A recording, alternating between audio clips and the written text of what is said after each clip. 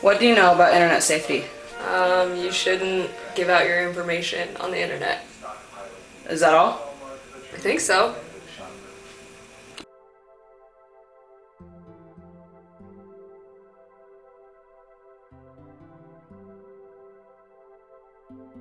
According to several sources, social media and search engines are fraught with privacy peril. For instance, ABC reports that Facebook has a running log of web pages that all members visited in the previous 90 days. Even non-members are not free from Facebook's data mining. Facebook also keeps track of when non-members visit a page with a Facebook like button. ABC says it uses a system similar to the ones used by Google, Adobe, Microsoft, Yahoo, and their advertisers. The information sent is mind-bogglingly detailed. The list includes web address, characteristics of the PC, IP address, screen resolution, operating system, and browser. All of this is stored for 90 days, with the oldest day's information replaced with the newest. Clearly, internet users are not consenting to their information being gathered in this manner if they are aware of it at all. The reasons for the storage seem to be simple. According to ABC, the info is to tailor online ads to visitors. There is a possibility of the information being sold to third parties. The good news is that laws are currently in the making by Congress and the World Wide Web Consortium, which sets the standards for the internet. An internet expert told NPR that a way to prevent Facebook from gathering search information is to use a separate browser just for Facebook. Facebook is not the only online presence that gathers information. Google is notorious for the same issues. NPR reports that it reads email, eDocs, and Google Docs. Clearly, the information that a creator is putting in these internet files is not intended to be shared with anyone other than the specified receiver, if anyone at all. What Google does is the digital equivalent to a postal worker reading your snail mail. ABC says that both Facebook and Google can figure out political and religious affiliations, sexuality, health, and even if someone is looking for a new job. All of this information can appear on sites such as 123people. This leads to what Forbes magazine calls a gray area, because employers may look up potential employees on these sites. According to Forbes, sexuality, gender, age, and race are considered to be protected information and are not supposed to be attainable. However, there is no way to catch an employer or prevent them from using them. Forbes also says this information can be obtained through private internet uses such as a smartphone or social media account. A lawyer told Forbes that if an employer asks for the media accounts, the potential employee should ask if there is another way to provide the information that the employer is seeking and not to provide any passwords. Employers and advertisers are not the only ones interested in the information. According to NPR, Facebook accounts are being used both to screen jurors and as evidence in courts, if posted by the person that it applies to. This, says NPR, falls under the category of self-admittance, as in anything you may say may be used against you. Clearly, all of these uses are open to abuse and should not be used at all. Most internet users, however, have no idea that they are being so thoroughly examined, with the findings floating in cyberspace for anyone to snatch.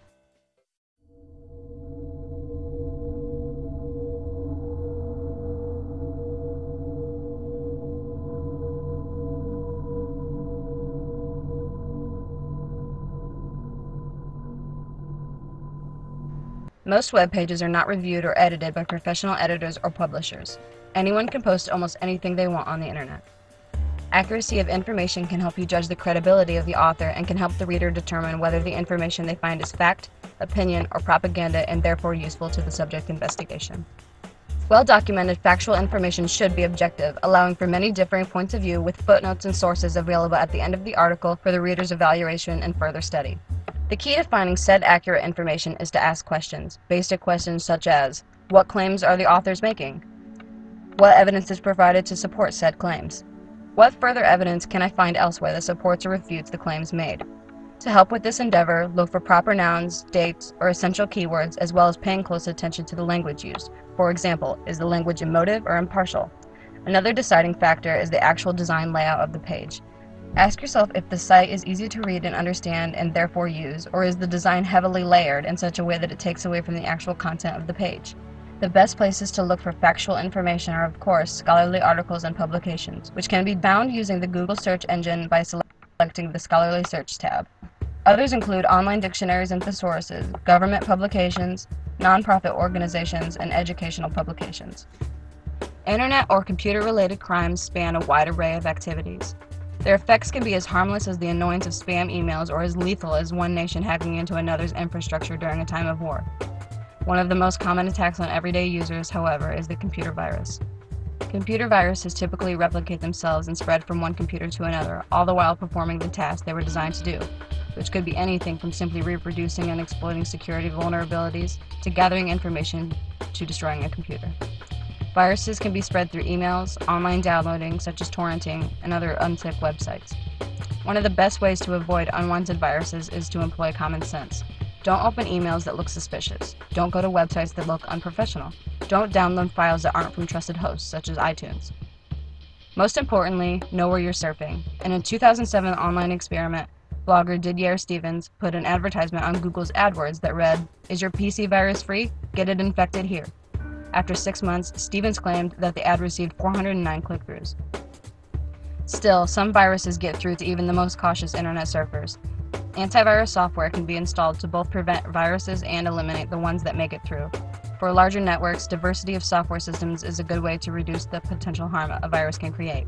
Certain computer viruses can lead to another harmful internet crime against the everyday user: computer fraud, which is defined as the use of information technology to commit fraud.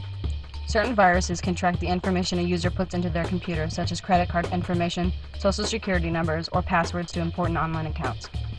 However, this information can be sought by more than just viruses. Some websites are run as scams and will keep track of any information customers put into the site's database. This is known as phishing. Whoever created the site can use the customer's information to steal money and sometimes their identity. Much like viruses, scams like these can be avoided by not trusting websites that appear unsafe. Another way to pay safely without fear of stolen information is PayPal. When you sign up for a PayPal account, you put your credit card information in ahead of time. Then, when you pay for something on a different site like eBay, all you have to do is log into your PayPal account and your card will be billed. There is no need to give your credit card to every site you buy from, just PayPal. These are just some measures to ensure safety on the internet.